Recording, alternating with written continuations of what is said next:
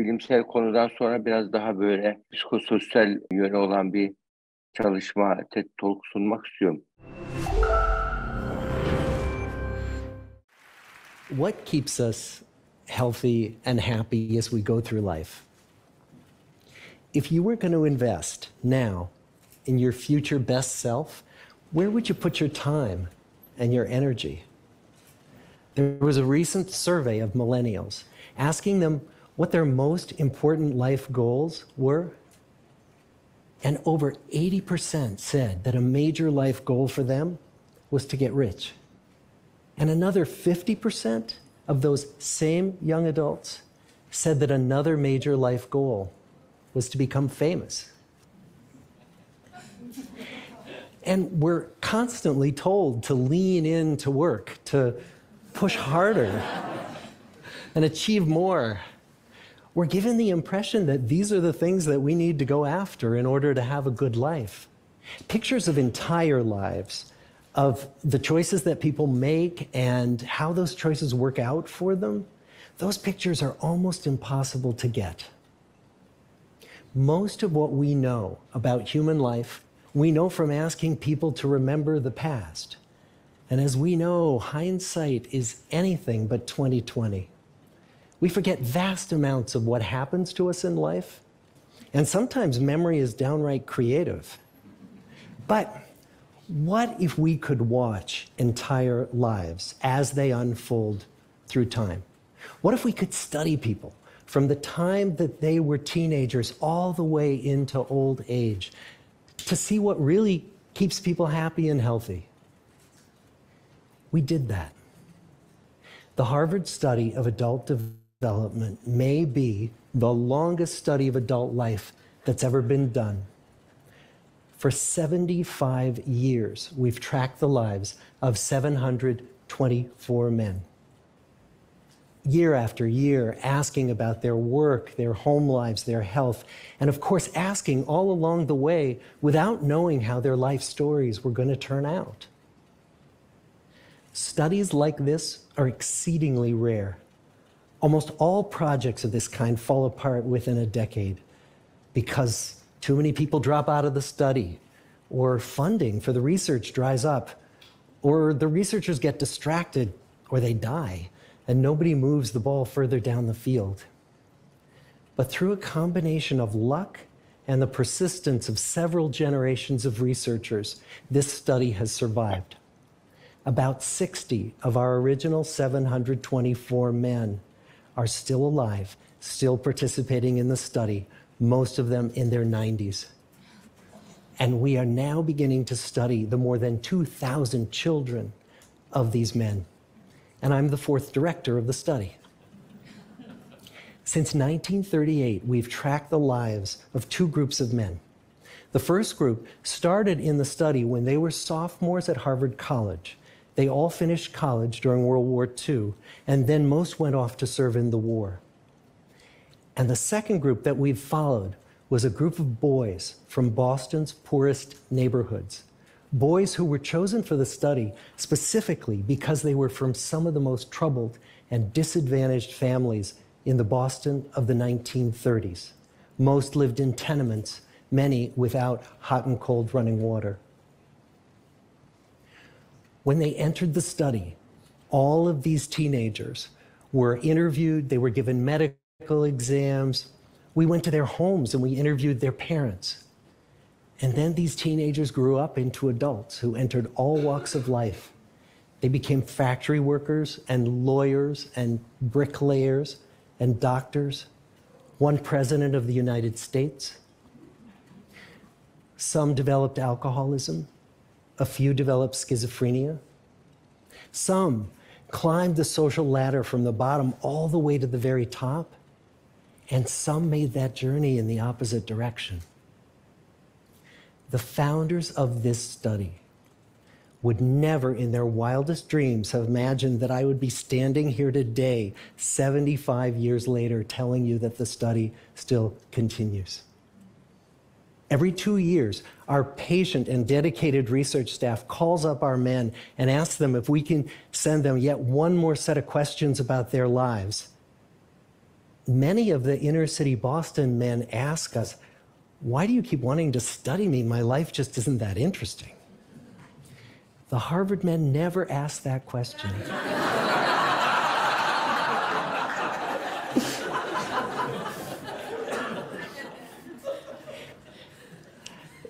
To get the clearest picture of these lives, we don't just send them questionnaires.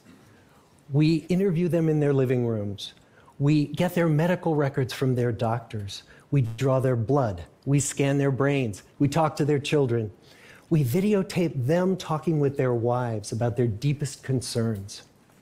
And when, about a decade ago, we finally asked the wives if they would join us as members of the study, many of the women said, you know, it's about time. So what have we learned? What are the lessons that come from the tens of thousands of pages of information that we've generated on these lives?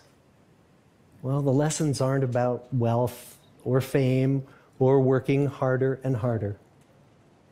The clearest message that we get from this 75-year study is this: good relationships keep us happier and healthier, period.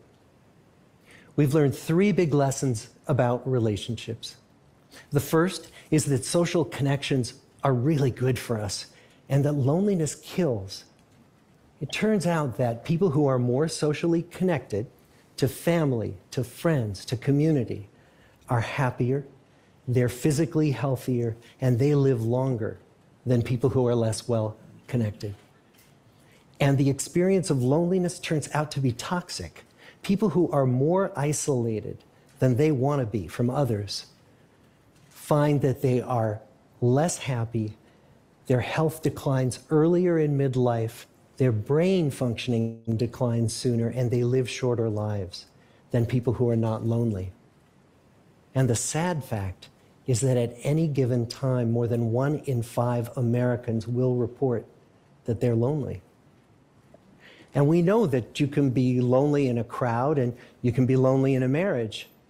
So the second big lesson that we learned is that it's not just the number of friends you have, and it's not whether or not you're in a committed relationship, but it's the quality of your close relationships that matters.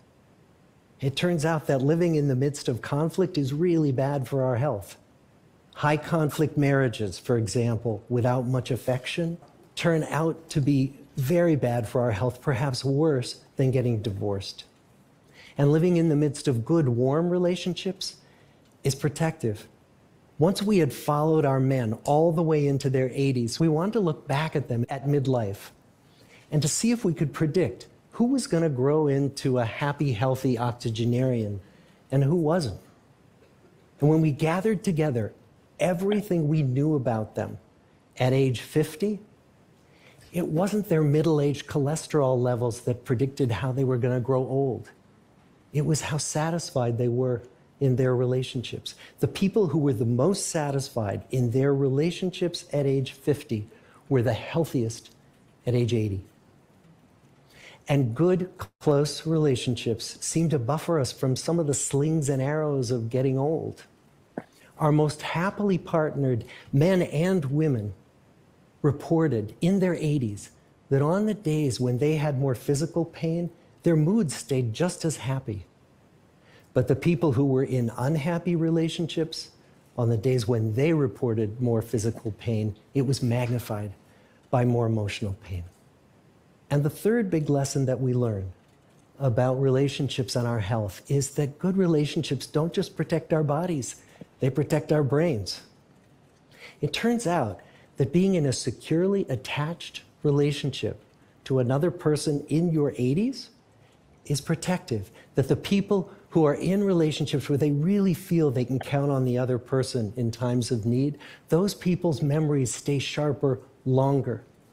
And the people in relationships where they feel they really can't count on the other one, those are the people who experience earlier memory decline. And those good relationships, they don't have to be smooth all the time. Some of our octogenarian couples could bicker with each other day in and day out. But as long as they felt that they could really count on the other when the going got tough, those arguments didn't take a toll on their memories. So, this message that good, close relationships are good for our health and well-being, this is wisdom that's as old as the hills. Why is this so hard to get and so easy to ignore? Well, we're human. What we'd really like is a quick fix, something we can get that'll make our lives good and keep them that way. Relationships are messy and they're complicated, and the hard work of tending to family and friends, that's not sexy or glamorous. It's also lifelong. It never ends. The people in our 75-year study who were the happiest in retirement were the people who had actively worked to replace workmates with new playmates. Just like the millennials in that recent survey, many of our men, when they were starting out as young adults, really believed that fame and wealth and high achievement were what they needed to go after to have a good life. But over and over these 75 years, our study has shown that the people who fared the best were the people who leaned into relationships with family, with friends, with community. So what about you? Let's say you're 25, or you're 40, or you're 60. What might leaning into relationships even look like? Well, the possibilities are practically endless. It might be something as simple as replacing screen time with people time, or livening up a stale relationship by doing something new together, long walks or date nights, or reaching out to that family member who you haven't spoken to in years, because those all too common family feuds take a terrible toll on the people who hold the grudges. I'd like to close with a quote from Mark Twain.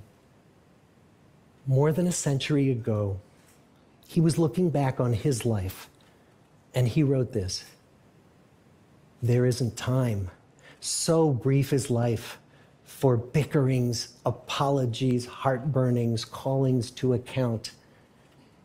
There is only time for loving, and but an instant, so to speak, for that. The good life is built with good relationships." Thank you.